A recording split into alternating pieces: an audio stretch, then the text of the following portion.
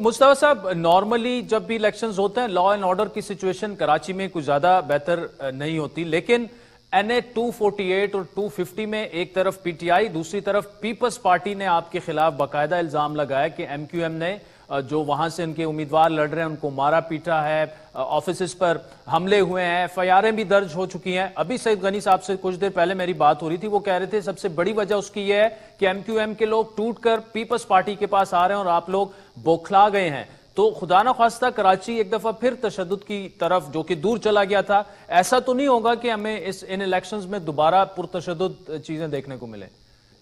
Peoples party अगर लाना चाहेगी तशद्दुद वापस तो ही वापस आएगा, अदरवाइज पीपल्स पार्टी नहीं लाना चाहेगी तो तशद्दुद वापस नहीं आएगा। जब आप शहर पे कब्जा करेंगे, जब आप जो है वो लोगों को खरीदेंगे, जब आप जो है वो अपने पैसे देकर जो है वो, और अभी भी आज डिस्ट्रिक्ट सेंट्रल में DC लगाकर, SHO लगाकर, SSP लगाकर, वाटर बोर्ड के अफसरान लगाकर, जब आप जो है वो अपने घर में बैठकर, अपने हॉस्पिटल में बैठकर सारी कार्रवाइयाँ करेंगे, दुश्मनों को, अपने मुखालफिन को विक्टिमाइज करेंगे, और आपके पास कोई जो है वो एक ऑन ड्यूटी आदमी हमारा कोई नहीं गया। ये वाली बात है ना कि लोग टूट कर जा रहे हैं, वो तो पार्टी में थे ही नहीं, जो नहीं थे उनको आप जमा करके अगर कर रहे हैं तो जो है वो, अभी मैं इसके ऊपर कहना नहीं चाहता, इसके लिए बहुत अच्छे अच्छे जुमले हैं और पहले अदा किए जा चुके हैं, मैं इसके ऊपर कहना, लेकिन मैं ये बिल्कुल वाज़ेह तौर पर बता देना चाहता हूँ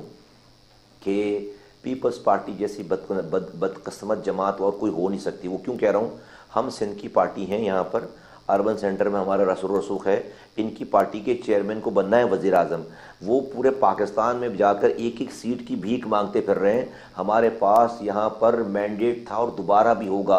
और हम जाकर बदकिस्मती इनकी देखें कि हम जाकर पंजाब की एक पार्टी से जाकर बात कर रहे हैं, हम जाकर PMLN से बात कर रहे हैं, पंजाब की पार्टी से मुराद जो कौमी जमात है, लेकिन पंजाब में उनका हेडक्वार्टर है, बेस उनका, हम उनसे जाकर अपनी बात कर रहे हैं, उनसे अलायंस की बात कर रहे हैं, उनसे जो है वो अंडरस्टैंडिंग की बात कर रहे हैं। ये जहाँ पर हम रहते हैं, जिनके सूबे में रहते हैं, इमेजिन करें कि इनके तासुब का लेवल क्या होगा और इनकी बदकिस्मती का लेवल क्या होगा कि इनके कोई ऐसे तौर तरीके नहीं है कि कल बिलावल भुट्टो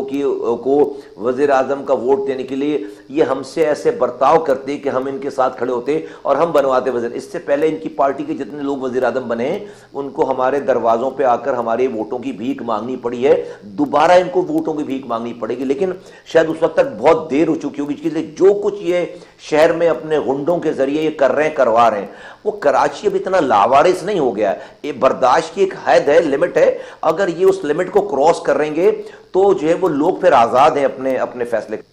लेकिन मुस्तफा कमाल साहब, ये इल्जामात सिर्फ पीपल्स पार्टी नहीं, तहरीक इंसाफ भी आप पर लगा रही है, तो कोई ऐसा तो नहीं है कि कुछ नीचे वर्कर लेवल तक और UC लेवल के कुछ ऐसे आपके लोग हों जिन्होंने ये कार्रवाइयां की हों और आपके इल्म में ही ना हो? कोई रैंक्स ने, किसी ने कोई ऐसा काम नहीं किया जिसकी मुझे खबर नहीं है। हम ग्राउंड पर रहने वाले लोग हैं,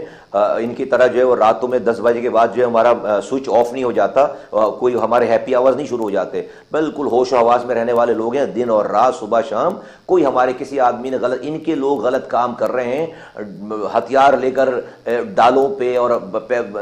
सिक्योरिटी गार्ड्स लेकर ये दंदनाते फिर रहे हैं। इनको अभी अंदाज पता शायद समझ रहे हैं इन्होंने फतह कर लिया अपने पैसों से, अपने हथियारों से।